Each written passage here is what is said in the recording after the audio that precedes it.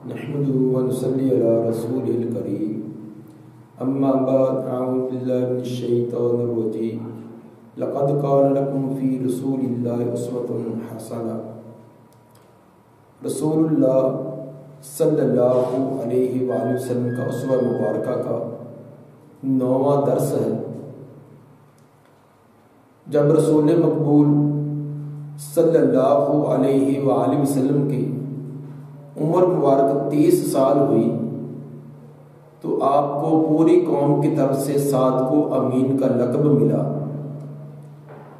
صادق کہتے ہیں جو ہمیشہ سچ بولنے والا ہو،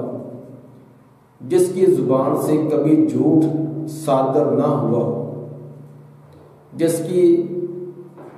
کے قول اور فعل میں تضاد نہ ہو،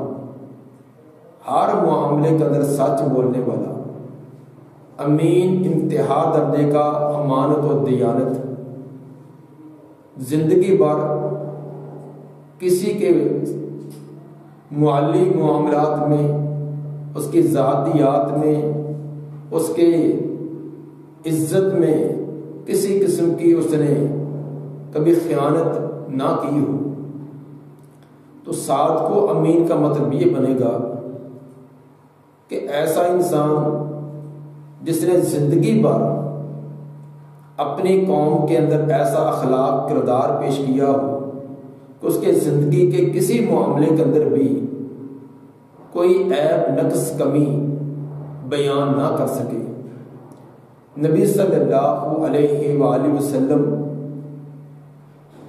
آپ کو پوری قوم کی طرف سے یہ صادق و امین کا لقب ملنا یہ بڑی عظیم چیز ہے۔ ایک پڑھا لکھا اگر معاشرہ ہو، سنجیدہ لوگ ہوں، تو وہاں اس لقب کا ملنا کچھ آسان بات ہوتی ہے، لیکن جو معاشرہ جس کو زمانہ جاہلیت کا نام دیا جائے، نیکی نام کے وہاں کوئی چیز نہ ہو، ہر قسم کا ظلم و ستم اس معاشرے کے اندر پایا جاتا ہو، تو ایسے معاشرے سے ایک صادق و امین کا لقب ملنا یہ بڑی عظیم چیز ہے۔ اور واقعی سید الانبیاء والمرسلین رحمت للعالمین رسول مقبول صلی اللہ علیہ وآلہ وسلم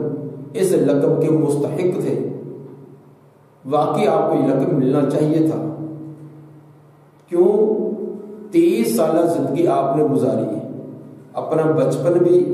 لڑکپن بھی اور جوانی بھی، لیکن 30 سال کی زندگی کے اندر پوری قوم میں سے کوئی ایک بھی آپ کی پوری زندگی پر انگلی کا اشارہ نہیں کر سکتا کہ زندگی بھر آپ نے کسی سے جھوٹ بولا ہو، وعدے کی خلاف ورزی کی ہو،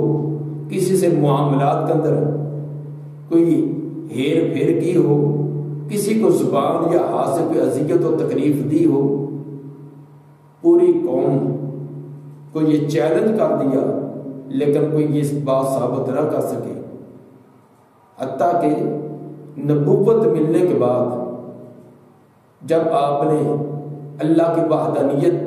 اپنی رسالت کا اعلان کیا تو اپنے اور پرائے مخالف ہو گئے، مخالفت کی انتہا ہو گئی، ہر طرح کی دشمنیاں انہوں نے منہ لے لی، آپ کی جان کے بھی دشمن ہو گئے، ہر طرح کے الزامات بھی لگانے لگے۔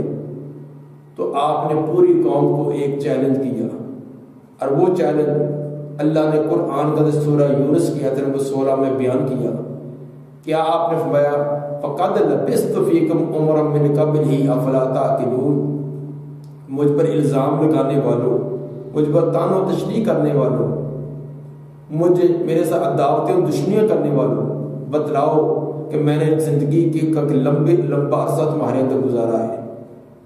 یہ تقریباً 45 سالہ زندگی کے بعد کا یہ آپ کا چیلنج اور اعلان ہے کہ 48 سال تمہارے اندر گزارے، فقد لبثت فیکم عمرا، ایک لمبی عمر تمہارے اندر گزاری، میری پوری زندگی میں کوئی انگلی کا اشارہ کر کے بتلائے کہ آج تک کسی سے ایک وعدے کی خلاف ورزی، کسی سے آج تک کسی قسم کا جھوٹ، کسی سے دغا بازی، کسی سے 1 روپے کا لین دین کا کوئی ہیرا پھیری، کسی سے معاملے کے اندر کوئی غلط بیانی، کسی کے ساتھ زبان یا ہاتھ سے اذیت کوئی ثابت کرے۔ آگے پیچھے الزام لگا رہے ہیں، تان و تشریح کر رہے ہیں، لیکن آپ کے چیلنج کا کوئی جواب نہ دے سکا۔ واقعی نبی صلی اللہ علیہ وآلہ وسلم کی زندگی اتنی پاکیزہ، اتنی صاف کہ نبوت کا اعلان کرنے سے پہلے بھی آپ نے 30 سال کی زندگی گزاری ہے، تو پوری قوم کی طرف سے صادق اور امین کا لقب ملا ہوا ہے۔ لقد کان لکم فی رسول اللہ اسوۃ حسنہ،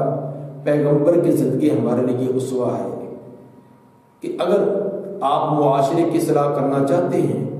اپنی قوم و ملت کی خدمت کرنا چاہتے ہیں، اپنے کردار کو صاف رکھیں، اپنے اخلاق کو، اپنے کردار کو، اپنے معاملات کو اس قدر صاف اور شفاف رکھیں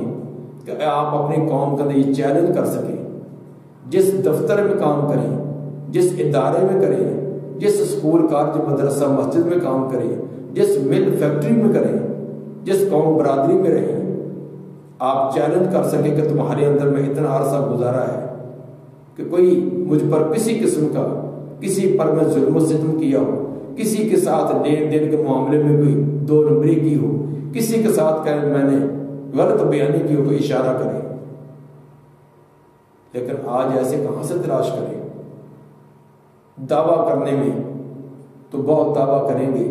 ہم بھی اپنی قوم کے مخلص ہیں، ہم بھی ملک کے مخلص ہیں، ہم بھی قوم کی خدمت کرتے ہیں، کرتے نہیں بلکہ کرواتے ہیں۔ دعویٰ تو یہ، کسی سے پوچھے کہ کیا کاروبار ہے، کیا کرتے ہیں، بھی قوم کی خدمت کر رہے ہیں۔ خدمت کیا ہے؟ ان کے کپڑے بھی اتار دیتے ہیں، ان کا چمڑا تک اتارنے کے لیے جاتے ہیں، اور یہ قوم کی خدمت ہے۔ قوم کی خدمت کرتے نہیں بلکہ کروا رہے ہیں، ایسے کہنا چاہیے۔ جو آدمی اپنے دفتر کے اندر 1 سال کام کرنے پر اپنے دفتر کے عملے کے سامنے یہ چیلنج نہیں کر سکتا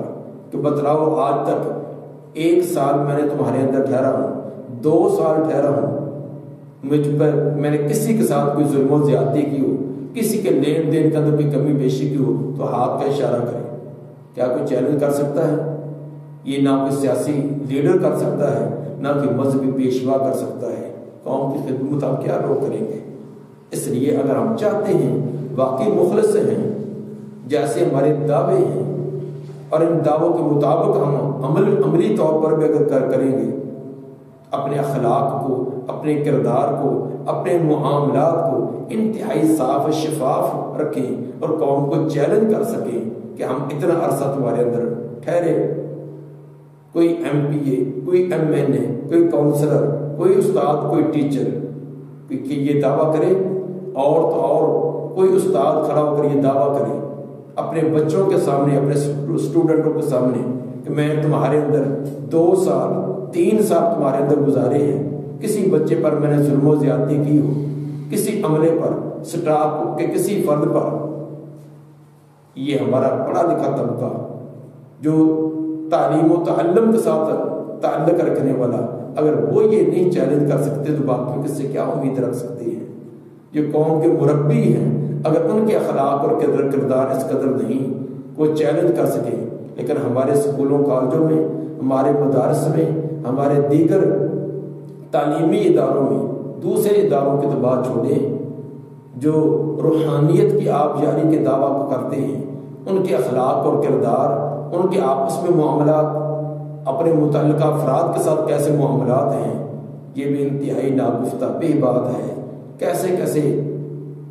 روزانہ ہمیں سننے میں یہ واقعات آتے ہیں، اخبارات اور ٹی وی پر کیسے کیسے واقعات، اور خود آنکھوں سے ہم دیکھ رہے ہیں۔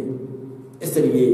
قوم کے مخلص بننے کے لیے، قوم کے لیے کام کرنے کے لیے، اس کے لیے محنت، مشقت، سب کچھ برداشت کرنا پڑے گا، اور قوم کو کچھ دینا ہے تو قوم کے لیے وقت بھی صرف کرنا پڑے گا، اپنی صلاحیتیں بھی صرف کرنی پڑے گی، اور اس کے اندر صبر و برداشت بھی کرنا پڑے گا۔